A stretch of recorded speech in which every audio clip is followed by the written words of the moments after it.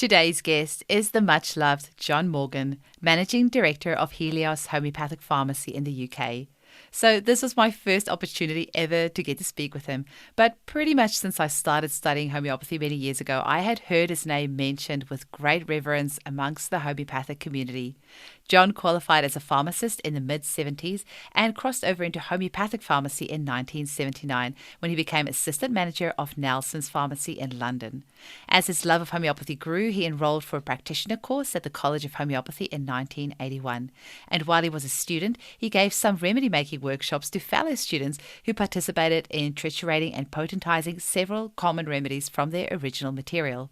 By the time he finished the course, there were about 30 remedies made, and with the encouragement of students and homeopaths to have a new source of original remedies, John set up Helios Pharmacy in 1986, which has been growing slowly ever since, thanks to the resurgence of homeopathy in the world and the development of new remedies and provings. He is working part-time as the Managing Director of Helios now, but he still practices and lectures, and in his spare time he walks a lot and enjoys choral singing, playing the keyboards in the Helios band called the Solar Flares. Enjoy the show. Welcome to the Homeopathy Hangout, where we discuss all things homeopathy from around the world. And now my mum and your host, Eugenie Kruger. Hello, homies, and a very warm welcome to Homeopathy Hangouts. Today, we get to speak with the absolutely lovely John Morgan, the Managing Director of Helios Homeopathic Pharmacy in the UK. Welcome, John. Hello. Thank you, Eugenie, for inviting me. It's a pleasure. Oh, I've been trying for a little while to get you on. You are a very, very busy man. And can you maybe kick off the show for us by telling us how you were first introduced to homeopathy? Yeah. Well, I started out in pharmacy. I'm a trained pharmacist, and I really enjoyed doing the course, and I really enjoyed learning about drugs and their interaction, pharmacology. And I love the service side of it, helping people on the high street with their medications. But I saw the negative side of what drugs could do, particularly in the 70s when I was a young pharmacist. So I saw quite a bit of drug damage and addiction through just going to the GP, and people trapped and their energy quashed really by over-drugging. And that's still the case today, sadly. But of course, the drugs are a bit more refined than they were in those days. And so I was looking for something that was going to help people liberate themselves from disease and discomfort, and rather than just suppressing the symptoms and reducing their vitality. So at the same time, I was quite interested in exploring the spiritual world and the subtle anatomy of the human being and what makes us tick and what's it all about, Alf, as we say, meaning of life. So I was really going through a period of searching, and went overland to India and did a lot of traveling and all sorts of searching. So I thought I'd been in the wrong profession. I thought pharmacy was not going to be it for me. So I was looking around for what to do, but drifted back into it because I needed to earn a living. But I carried on looking and reading, and eventually I came to herbalism first because I studied at uni what's called pharmacognosy, which is the study of plant drugs. And in those days, a lot of tinctures that we know, like Nux vomica and opium and belladonna, they were all used in medicines at that time. And so I did quite a lot on plant drugs and the analysis of those. And so I looked at herbalism, and I did a herbal course, which was great, but there was something missing there. There was something philosophical I was looking for. So actually, when I started to read about homeopathy, it was more the philosophy of it. The idea that we've got this vital spirit in us that animates us, and that it actually, the goal of it is to help us live life to the full and actually to fulfill our potential. And then, of course, if you add spiritual dimensions, whether it's soul or spirit or however you look at life, it all fits in very, very well. So it was really reading Hahnemann that really grabbed me, apart from anything. And then, as I said earlier, the desire to work with tools, with remedies, with products that were actually life-enhancing, that would stimulate people to live life to the full and not be bound by being on drugs all their life. So I moved into homeopathy by working at another homeopathic pharmacy. There wasn't any training at that time, so I kind of learnt off the hoof. And I went to Nelson's, which I'm always eternally grateful for the opening into homeopathy. And they said, okay, well, here's 30 remedies, just learn them and then counter prescribe. As people come in, just do what you can. So I was very naive and not very experienced, but I had some great results even then, just with 30 remedies, just counter-prescribed in the pharmacy there. And then again, as I studied more, and I realized there was more to it than that. There was the constitutional side. There was actually looking at the whole chronic pictures and people's stories. And so the desire to get more involved in that led me to enroll at the College of Homeopathy in the early 80s, which has only been going a few years, but had some great teachers. So I was really lucky to have some great teachers at that time. And it was a big college. There was over 100 per year. Oh, wow. And I loved it there. It was great. Really found my tribe. And then some students knew that I knew how to make remedies. So they came to me and said, listen, we've never seen what it's like to make a remedy. Can you show us? So I had got some equipment and tubes and more some pestles, and we started having some remedy making circles in people's houses and made some remedies up just for the experience of it. It was great fun. By the time I finished college, we ended up with about 30 remedies. Not really any idea to do anything commercial with them. Mm-hmm. But people, when I left college, were asking me whether they could have some because we've been selling them a bit to the students so we could redo them. And of course, homeopathy was really starting to grow then at that time, around 85, 86, and the whole 80s and 90s. There was a huge growth in homeopathy. And there was a need, certainly in the UK, for another pharmacy. And starting from scratch with original substance was our byword then, and still is. We still try and get the original material for everything we can do as much as possible. So no radionics. Yeah, so it's all made all made from the original substance. By hand, yeah. We do have a few essences, Peter Chappell's essence, and a few other things. But generally, our core business is just traditional handmade remedies. And our strapline used to be remedies made for homeopaths. By homeopaths for homeopaths. Yeah, and most of our staff who are working with remedies are homeopaths that have their own practice. And yeah, we opened in 86. I found a place to practice, which had a shop associated with it. So now wife and I, we started then, and we've just been busy ever since, been non-stop ever since. And we're just so lucky to be in the right place at the right time. And from a pharmacist's point of view, it's been a hugely successful career because homeopathic pharmacy is still real pharmacy. It's still making stuff. It's still making creams. It's still compounding. And I used to love that when I was training. And also when I first did pharmacy, there was still a lot of compounding, but that's all gone now. And it's more a service industry, which is great. And then the counter prescribing. And then I've always had a part-time practice. We've got clinic rooms above the pharmacy. And just working and living and being in the homeopathic community worldwide has just been such a personal joy for me. Just amazing people, fantastic people that homeopathy has attracted. And yeah, I still love it. Still do a bit of lecturing and still find myself listening to myself as enthusiastic as I was 35 years ago. It's great. Yeah. Oh, that is amazing. Hey. And, you talk about those amazing people out there, but actually I've chatted to a few of them and they think you're pretty amazing too. And the consensus amongst homeopaths worldwide is that you're one of the most amazing homeopaths and people out there. And people always say, the ones that I know that have talked to me about you have said how humble you are and just what an amazing person you are. And because you're so humble, and I know you're not going to blow your own trumpet, I'm going to do it for you because I just want to let our listeners know that John recently and Helios recently made a really sizable contribution to my podcast because I put a call for help out there to the professional homeopathic community because it costs me so much to pay my editor to do the episodes. I can't edit them myself anymore. So I ended up paying for somebody and it was costing a bomb. And John just very quietly slid in this amazing contribution that's paid for so many episodes to get edited. So I just want to say publicly, thank you very much. I really appreciate it. And it's made such a big difference to the show. Oh, thank you, Jeannie. Well, actually, that brings me on to our ethos, actually. And you mentioned the Helios logo. Yeah. That really, for me, was the symbol of the ideal of homeopathy. And that's what inspired me then and still inspires me, the idea of getting to a state of being where we are free from disease on all levels, on the mental, emotional, physical level. And the sun is really a wonderful symbol of that, where you've got lights, which represents an enlightened intellect. You've got the warmth of the heart, where there's love flowing, and you've got the power of the life force. So Helios was really used as a logo and a name to represent that ideal and to remind us of that. I was wondering why the Helios and why the sun. That is really cool. And the Helios is the sun god in Greek mythology, of course. So that's beautiful. Yeah. But also, right from the very beginning, I always we always have had a policy of supporting the community in many ways, sponsorship and donation and everything. It's always been part of our work to always give an amount per year to different causes in homeopathy. So it wasn't anything new, but I was very grateful. And the timeliness of it was perfect because Mary mentioned you, and of course we just set up a date for this, so there was some cosmic serendipity there. So absolutely. Yeah. Oh, that's amazing.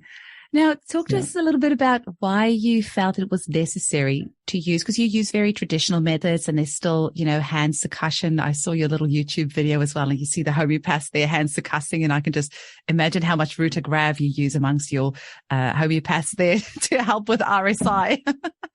But why do you feel that's important? Well, there isn't really any other method that's really been developed. I mean, the pharmacopoeias, which are the kind of recipe books that pharmacists all over the world use, and there's different ones, but basically the methods in it are still the methods of Hahnemann, the trituration, the succussion, etc., separate vial succussion. And so there isn't really another way. The only thing that's been developed in recent years is to take the trituration process a few more steps. And some of your listeners might have heard of remedies made from C4 or C5 that in Germany they developed, where you move, in traditional remedy, you move from the 3C to the 4C, from solid to liquid, particularly with the mineral remedies, because you've done 3 hours of trituration. But if you do another couple of extra steps, because trituration creates the most powerful potency, then it gives another dimension, another power to the remedy. So that has been the only real development. There's no change in the dilution factors. So until there's another way, until we can really measure potency and know the best way to do it, or a way to do it that's even more effective, we just stick with what we know. And we just followed Hahnemann, and it's tried and tested. So I'm sure he's there in that room with you in spirit every time you're making those new remedies. I wonder, John, can you talk to us a little bit about potency? Because I remember from my lectures all those years ago, it's one of the most confusing things when you first learn about homeopathy. And, one of the questions I get asked the most with my clients and with listeners, and I'm sure half the phone calls you guys probably get when people ask for advice, is about potency. What is it? Yeah. Which one is the best to prescribe when? What's your thought on homeopathic potency? Yeah. And can you tell our listeners what it is? Okay, well, there's 2 things about potency. One is the process of the dilution and succussion, which is a 1 in 100 serial dilution with these succussions in between. The firm shakes on a firm but elastic object, to quote the organ. We use a leather-bound book. As the dilution continues, obviously the material content does get less and less until it disappears. But the kinetic energy that goes into the pounding of the succussion actually creates, well, there's several theories, but the one I like the best is nanoparticles, these structures within the alcohol and water that are created from the pattern of the original material, and they carry on. So the mystery is what those structures are like beyond the dilutions, but we know there's something there. In terms of their application, well, the old alchemical adage was physical remedies for physical problems, spiritual remedies for spiritual problems. So the 12C and below are the material potencies, where there is some material present. So they're very good for physically centered problems. For me, the choice of potency is, where is the center of the case? Is it physical, mental, emotional, spiritual?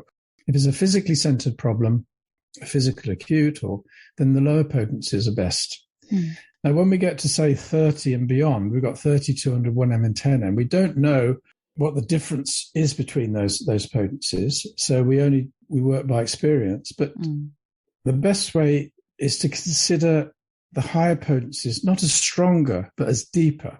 As they're more spiritualized, again, to use the organon's phrase, they're going to resonate with the more spiritualized part of the person.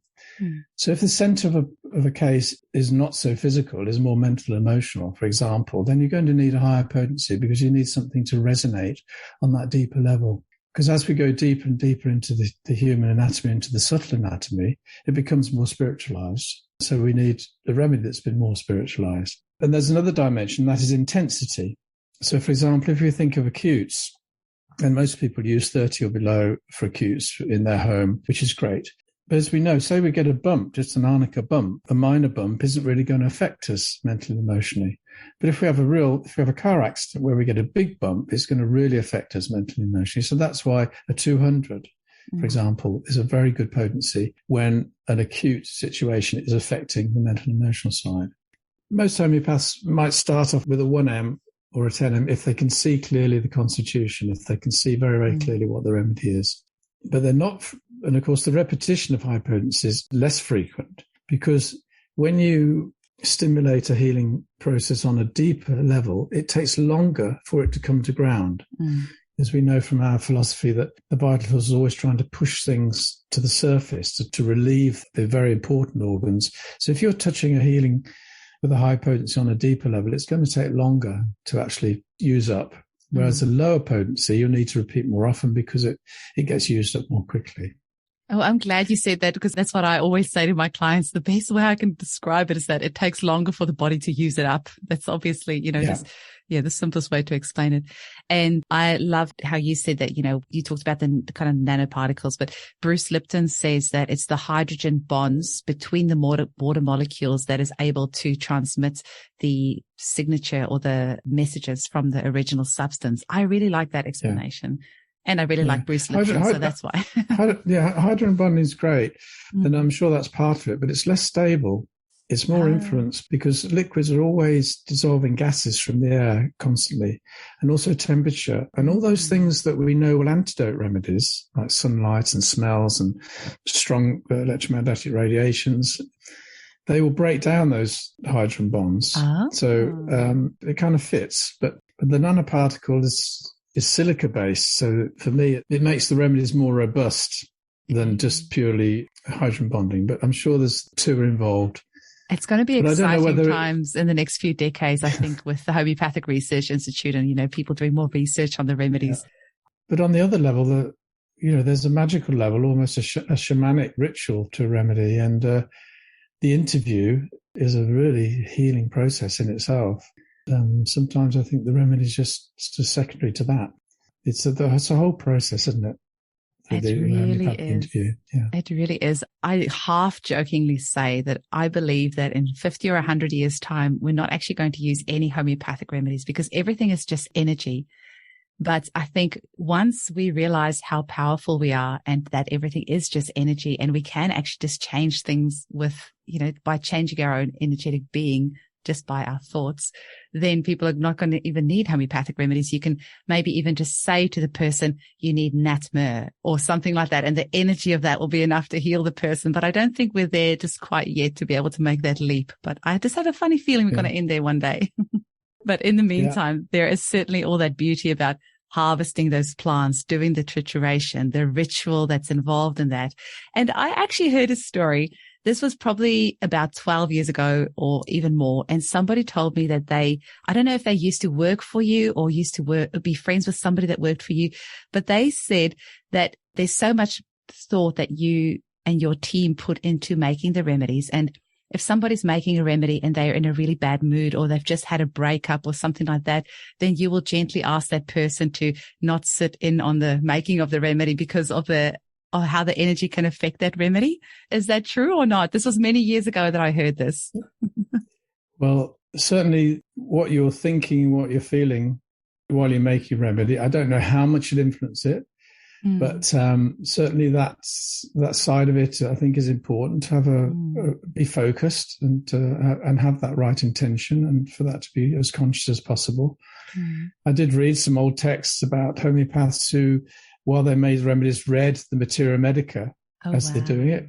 And in our manufacturing department, when they do medicate, they do a final step to medicate they often do that, the remedy that they're making, just to call it in, as it were. But yeah, I mean, keeping a really good atmosphere in the pharmacy and working together and having those values is really important. And we've worked quite a lot on that with the staff, of affirming the values that we have, integrity and responsibility and compassion, etc., etc. So that does underpin everything we do. It makes us enjoy work, and I think in the future companies will be not so much judged on their profitability and all that, how good they are. I mean, we're seeing that within sustainability assessment of companies, but you can run a company based on love and compassion and mutual respect and unity, and not have a lot of issues, and working for healing. So it comes out in everyday work. It really does. You've got a beautiful video on your website where a lot of the staff are interviewed, and you get to have like a little feel for what it's like in the office and the people that work there. And I mean, you can't fake what those people are saying, because it beams out of them that they are just so happy to work there, and they're just so happy to come to work. And, you know, one of the ladies says she's worked there 13 years and every Monday she just loves coming into work. You know, how wonderful to be able to provide that sort of environment for people as well. Well, some of your listeners probably know sometimes being a homeopath is a bit of a lonely world. You're out there on your own in your practice. And to be working every day with like-minded people around you, and several homeopaths in the same place, it's great.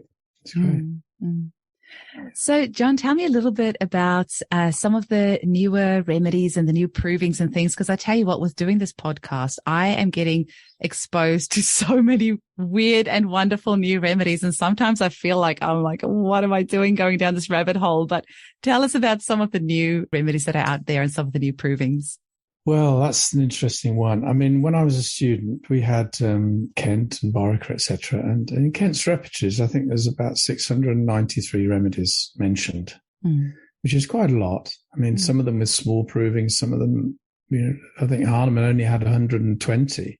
Yeah. So there was always been development of new remedies, particularly at the end of the 19th century. Then nothing much happened until really around the 1980, and it was Jeremy Scher who really kicked off the proving boom that followed. And we've been lucky enough to work with Jeremy all over the years, and then others. I think as human beings evolve, as diseases evolve, there's definitely a need for new substances to be brought into the materia medica. So there's early provings that we did with Jeremy of hydrogen. He did scorpion, and then diamond and chocolate. Sometimes he would suggest a remedy to me that would raise my eyebrows a little bit, but with a really good proving, both substances will bring out a really good picture. And so we've worked with those traditional homeopathic provings for many years. We still do it at Misha's College at Manning Norland. Every year the students there, and at the Welsh School, they do a proving with some substance that they choose. So there's still some Hahnemannian provings going on. But also people like Jan Scholten and other people who work with plants and the classification of minerals and elements and other things have developed materia medica through the existing materia medica. For example, the Scholtens work with the minerals, worked out from the data what combinations of cations and anions of different elements of the minerals would create. So it's kind of like a theoretical materia medica. They haven't all been Hahnemannian proved, but it's a fantastic resource for information and understanding, and the whole periodic table understanding is just one example. Now plants are being looked at in the same way, their constituents, their taxonomy, to create a huge number of new remedies, some of which are very difficult to get. And the animal remedies, the bird remedies and the milks, at the beginning there was only laccaninum and lacphilinum, and now there's milks from nearly every animal. Of course, a milk will create a fantastic archetype of the animal within the setup. And then other methods, the meditation proving, for example, is still popular, but was particularly very popular in the 90s. So a lot of it, I was involved myself for 9 years with a meditation group, where you spend 4 hours in a very receptive state, and you either hold or you take the remedy and you just observe what happens. And within a group of maybe a dozen people, you will find very, very common patterns, which will give you an insight into what the remedy can do. It's kind of a quick method, and the picture is limited, but it's still very valid. So, and there's a few remedies that I use. Oak is a good example. That's a wonderful remedy. It's kind of like it has that kind of nat mure suppression within it, but it's linked to, if people know the Bach flower, the oak picture, where they work and work and work and work until they break down. They can't do it anymore, but they just keep going and going and are in denial about their disease, for example. And then all the crystals, the rose quartz and emerald and things like that have been wonderfully proved. So I think there's been there has been I think, too many new remedies. There's been a lot. Now, in the complete repertory now, there is 2,500 or something like that. Uh-huh. And that means they're remedies with something to go on, even if it's a small number. And for students and for homeopaths now, I mean, I think it must undermine their confidence a bit about knowing what to choose.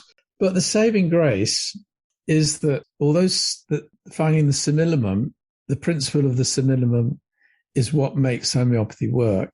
It's not black and white. So if there's to whatever degree of simillimum there is in a remedy that you take, there's going to be some reaction. Mm. And who knows whether the actual holy grail of the remedy is not even something that we have yet, So we're always trying to get the best totality remedy that we can in the moment on whatever level we want to start the case. And certainly the computer remedies have made a massive contribution to being able to see and get in contact with those remedies that you wouldn't really come in contact with because you don't know them. We tend to prescribe things we know. Mm-hmm. So those have really expanded as well. So I think looking back over the last 30 years, I think since certainly 2010, there's been more of a consolidation. There's been less provings going on. And I think we need another 20, 30 years of consolidating all these new provings and getting to know them, working with them clinically, so that, so they'll be more established. Because there's a lot of proving remedies that haven't made the light of day, that aren't used, but have been a wonderful healing process for students. I mean, doing a proving is a wonderful experience for people. It's a very healing experience. And it really does, if you have any skepticism about whether remedies work, then provings really blow that out of the water. It really does give you the subjective evidence that you need. Yeah. Let's have a quick little break and we're going to come back. I've got a bunch more questions for you. So let's get back to it, John. Speaking of the provings, I just recently bought a whole bunch, I think about 20 or 30 different butterfly remedies from Helios, because they are pretty tricky to get hold of. I got some from Scotland a couple of years ago when I first started playing around with them. And then I got a whole bunch more from you guys just recently. And we've got a group of mums here in Perth that was doing a bit of a butterfly proving. And like you say, if you were ever skeptical about homeopathy, take part in a proving, because we had some really interesting remedies, really interesting symptoms come out. And there were some things that came out, because I know we haven't got that much information on the butterfly remedies, but quite a few symptoms came out that I haven't found in any of the materia medica so far. So that was really interesting for me, because I'm very interested in prescribing butterfly remedies. So if I can understand them a bit better, then that's really great. And I had some interesting things happen to myself, and I'm like, it doesn't say that in the materia medica, but this is definitely not my symptom. This is definitely something from the remedy. And, I would say Hahnemann proved 120 remedies on himself in his lifetime, and he lived to be 88 years old, which is pretty amazing for the time that he was living in. So, he did something right. Yeah, that's right. Yeah. You said before when Jeremy asked you about proving some remedies and you raised a bit of an eyebrow. Do you still raise an eyebrow at anything 30 years later? Because it feels like these days nothing can surprise me anymore with homeopathy. So I wonder, do things still surprise you? Yeah, things definitely still surprise me. There's been some energetic remedies from Stonehenge, for example, where the telegmatic remedies, or I don't know what you call them, when you're capturing a force from somewhere. Oh my gosh. Those are quite challenging, although I love the imponderables. Yeah. So there's a lot of crystal emanations and things like that. And even holy men and holy women who've just in India have held a vial of something, and that's been made into a remedy. I haven't heard of that either. I know some of the butterflies are emanations. I know they've done butterfly emanations. Yeah. So I think on one level, I'm completely open. I mean, one of the things about pharmacy is that we're neutral. In a way, all we do is potentize stuff. It's like alchemy. Actually, when I teach students about what is a homeopathic remedy, it's not really something that's been diluted and succussed. It's the reason it's given that makes it homeopathic. I mean, Hahnemann worked a lot in his life using crude material, but giving it according to the simillimum principle. And the potentization bit came kind of later. So the reason the remedy is given makes it homeopathic, really. I mean, you can use potentized material to suppress if you want, or you can use it isopathically. I mean, that's another area which is, again, that's a long story, but a lot of our remedies, we have 4,000 substances, and a lot of those other things that aren't proved are isopathic. Anything people are allergic to, in an attempt to desensitize or to relieve their symptoms, we've got them potentized, and all the allopathic drugs. So it's not really homeopathy. It's a partial overlap. So potentized material is used in many, many different ways. But it's the principle that makes them homeopathic, really.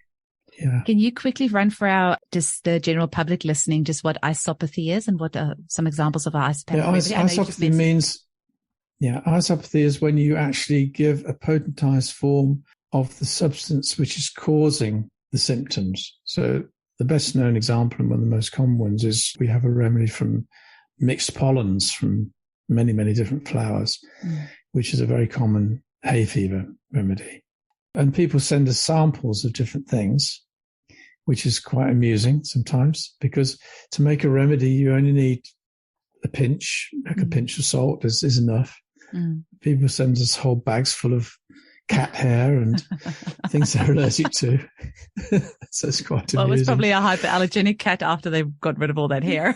Yeah, that's right. Yeah. So that's what isopathy is. It's kind of a shortcut, really. And from a homeopathic practitioner point of view, it's a very lazy way of working. But it's kind of like as a last resort sometimes. And it has its place. Yeah. I mean, using potentized drugs or I'll say vaccines as have never been well since is a very useful thing. And that's the best way to use isopathy is when somebody's had never been well since. If a disinfectant, for example, at home has caused some reaction for you, then taking that over just 5 days can just help, because basically you're stimulating you're conning the system into thinking it's got another dose of what it's already got. So it's the system, the vital principle tries to overcome the remedy, and it does. And then in the wake of that extra effort, it helps to push out the poisoning symptoms of what you had. So, but it's relatively superficial compared to the interview and the totality remedy, which really goes deep to the heart.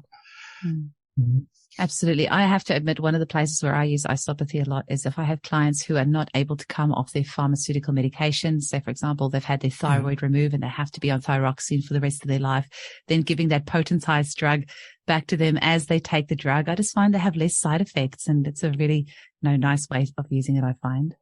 Yeah. That's a good way. Yeah. So John, have you got some interesting stories that you can share with us about, from the clinic? You said bags of cat hair. Anything else? I'm sure you have some really interesting things that's happened over the years in the pharmacy. Oh, I mean, there's quite a lot of danger involved. There's some, we make explosive remedies, which are quite fun. I recently had a very bad injury by grinding gunpowder, which went off. I was grinding outside, and the sun was shining, and I burnt my hand very badly. Thankfully, it's back to normal again. We had to make goldfish remedies in the 90s. This was for a new proving, and the way, I will say to people, there is some killing involved in homeopathy, particularly the insects and the spiders. We have to basically put them in an alcohol solution, and the bees, things like that. So there is an element of that. But I remember, I'll never forget when I had to make the goldfish, and it was a simple little goldfish, and we slowly added alcohol to it so it would die quite slowly. And I foolishly did it while other people were in the pharmacy. Oh. And everybody cried. Everybody was crying and crying, way beyond their sensitivity to, the sacrifice of the goldfish. And then when we did the proving, and actually goldfish is a very good end of life remedy. And it was used quite a lot in the 90s for helping AIDS patients pass over. Beautiful remedy. It died very, very slowly with the alcohol. So that's just one example. That's so interesting. And can I just quickly clarify something? So just for our vegan listeners or anyone who is particularly sensitive to these sorts of things. Yeah. So there was that one goldfish that was sacrificed. And the reality is the remedy that was made from that one goldfish can literally last us forever and make remedies for pretty much everyone on the whole planet, right? Forever and ever. Yeah. Yeah, that's a good point. Yeah. From a small amount of the original material, we could give everybody on the planet a bottle of 12C. That's amazing. I'm sure even a vegan could justify that, surely. We are aware that the vegans are understandably sensitive, but I have to be upfront and say that there are some insects particularly. The higher mammals is not a problem. The snakes, we can milk the venom. We don't have to kill the snake. The Mephites, for example, that's from the skunk, and the beaver castoreum. These come from the anal glands, from secretions, the ambergrissia from the whale. So we don't have to do really anything particularly violent, just the smaller animals. Another fish theme, which again I'll never forget, I had a fish breeder who breeds koi carp came to me and said, we've got diseases on the skin of our fish. We don't know what it is. And somebody told me, can you make a remedy from it, from the scales or from the disease? Again, an isopathic approach. So I said, yeah, we can do that.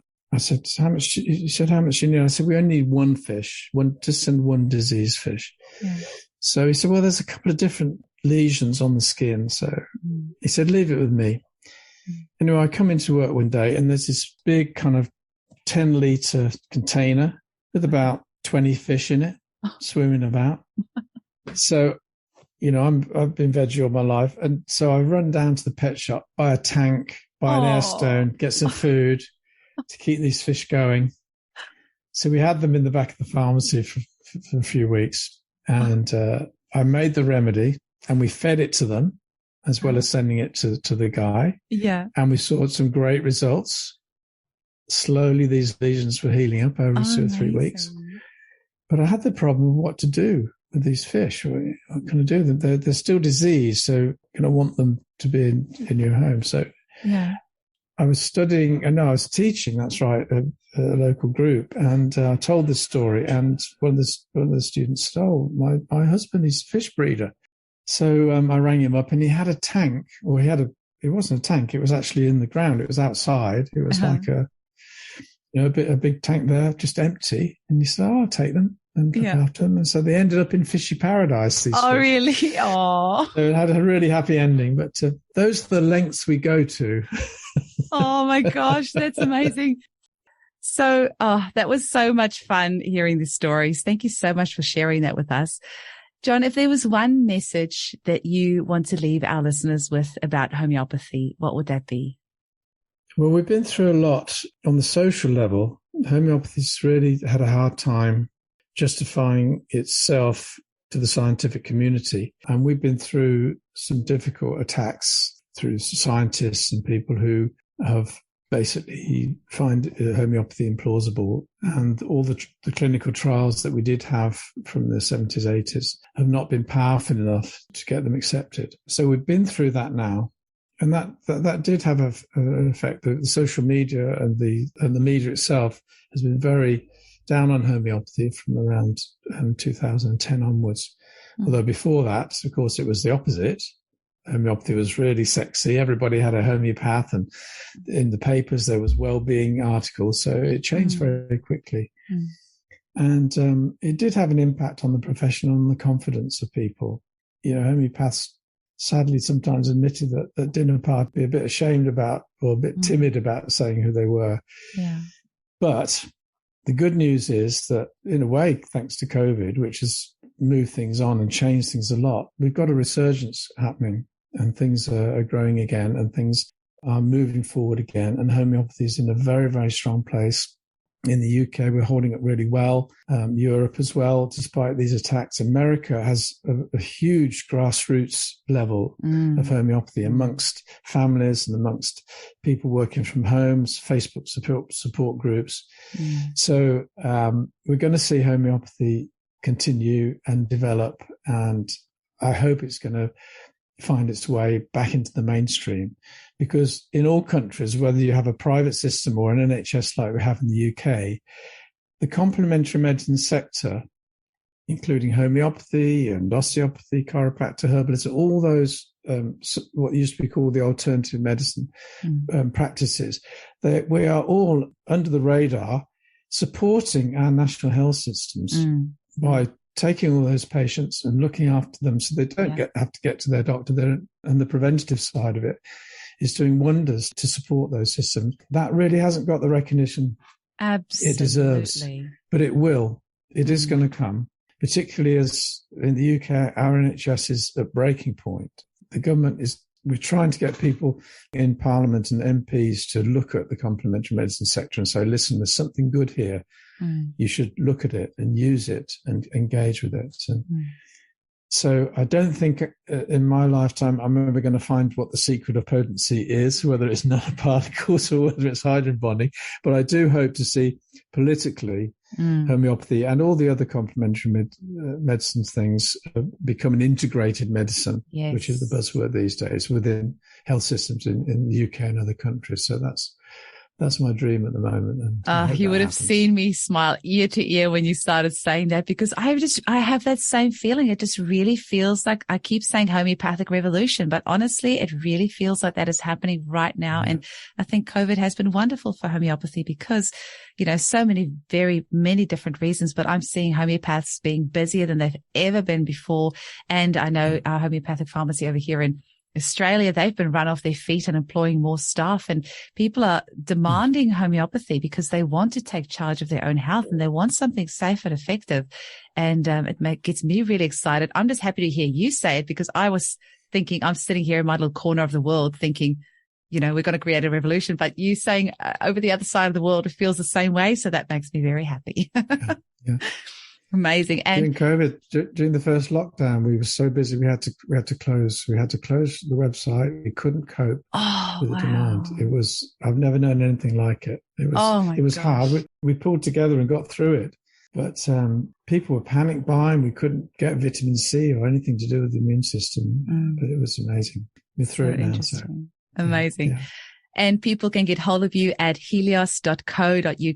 Go and have a look at their amazing remedies they've got there. They've got incredible kits, some great information on there, and watch that little video of all their beautiful staff with their happy, smiley faces. And you'll see John on there as well. Thank you so much for your time, John. I really appreciate it. And I can't wait to share this episode with the world. And thank you for the amazing work that you do for homeopaths worldwide.